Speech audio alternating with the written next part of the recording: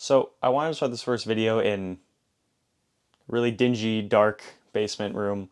Okay, my workshop for right now. Um, Thought I'd start with something simple, something that I need, something that I think other people might want.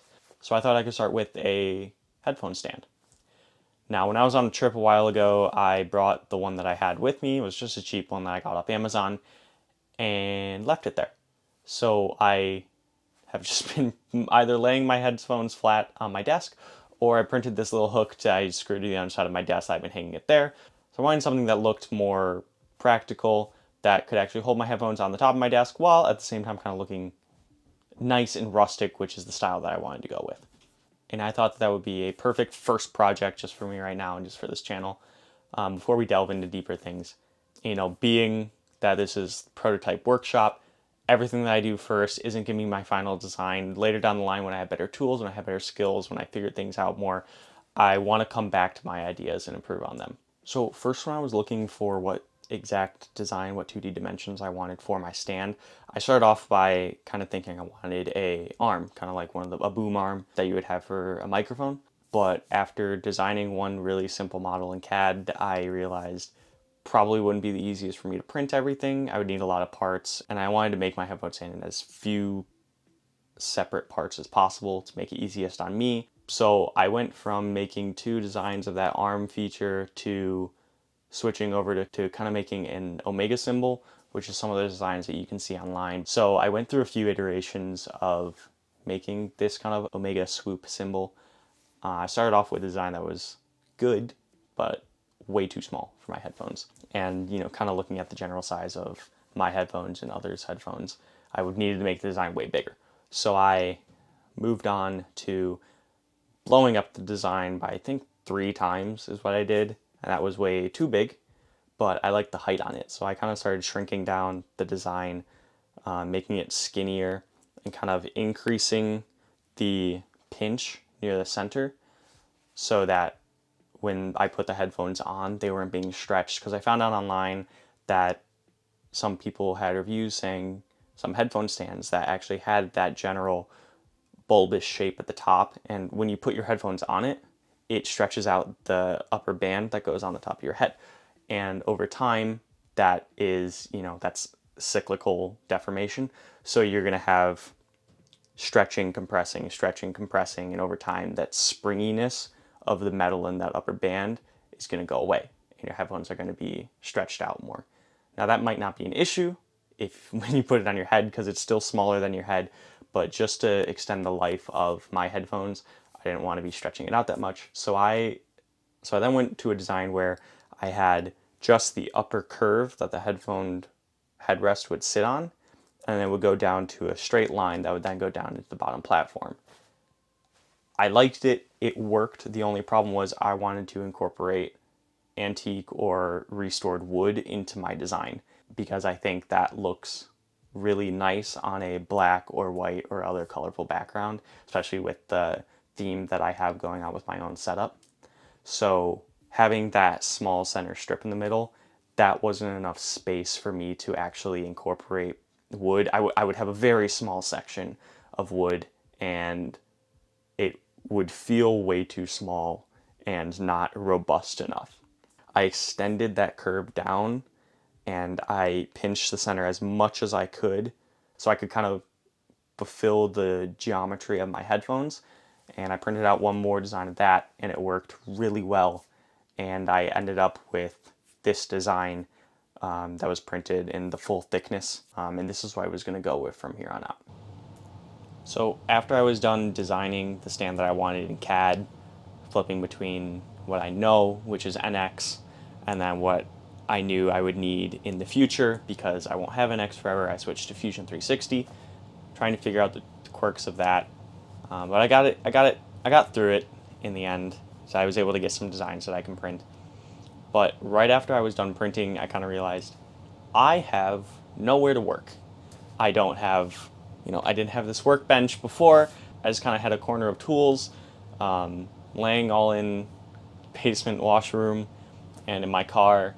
And besides that, I didn't have any good place to get messy, keep it contained, clean up in the end of the day, or to table to lay out all my tools. So I started off by, rather than starting on my headphone stand right away, I started by running down to my local hardware store and I grabbed enough wood that I think I would have needed to build a workbench. And then I scarcely fit it into my car and drove it back home, took it all out, and then took it in my back and started cutting the 2x4s that night. My dog was a wonderful support from inside, barking and making the most noise so that everyone in the neighborhood could hear. But after I cut all of the wood and kind of figured it out, once I finished cutting, I brought everything inside, took it into the biggest room that I had in the basement. I started screwing everything together, realized I cut some pieces short, so instead of having one long beam on one of my platforms, I kind of had to jimmy rig 3 boards into being one board, put on the top plates of both of my platforms that I would have, screwed it all together. Then I brought it into where I would put all my workshop stuff. Then I stood it up and I brought everything back in here, including my printer and all my other tools.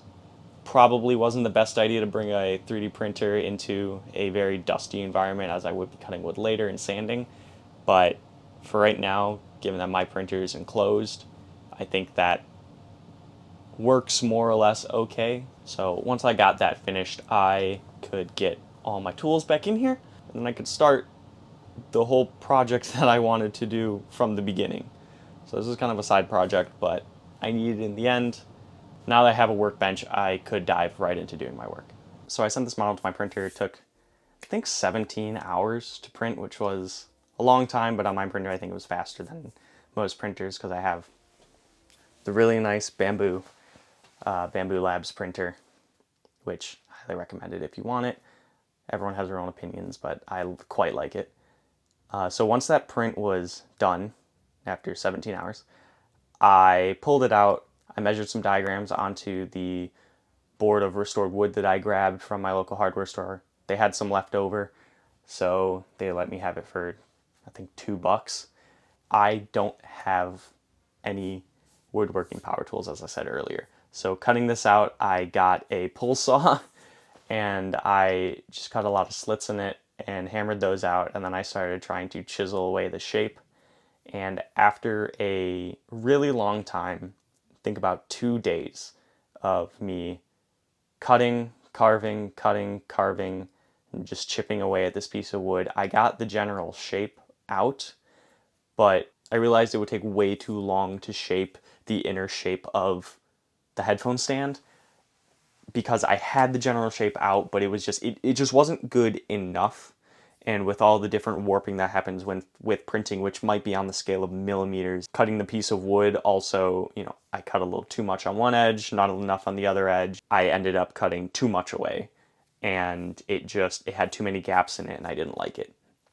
So this was my sign to go back to the drawing board and kind of work on another revision.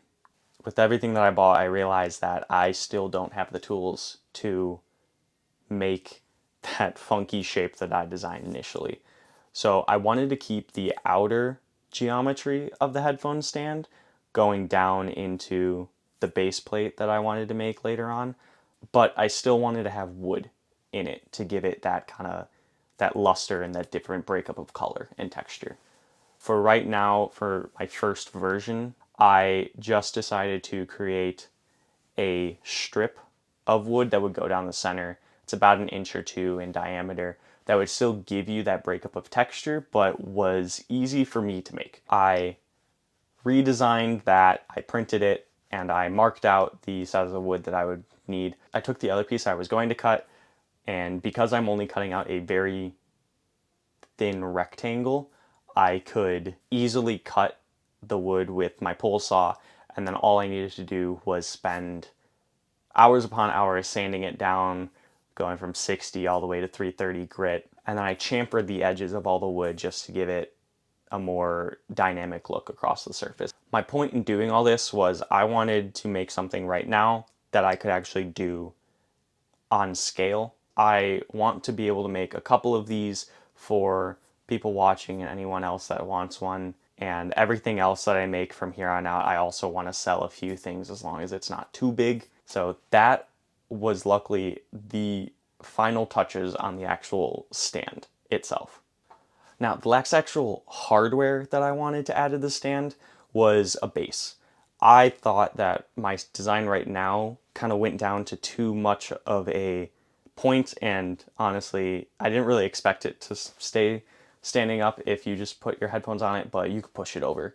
So I wanted to make a large enough base on the bottom that I could add a layer of plastic on the bottom of the base, and then a layer of wood on the top of that to keep with the theme that I have with the project. I just wanted it to be large enough to maybe put my phone on one side and put a little trinket on the other side. But that was the final step. After I printed out the base and I cut the piece of wood, I just had to put the finishing touches on the wood, which was a Kona stain.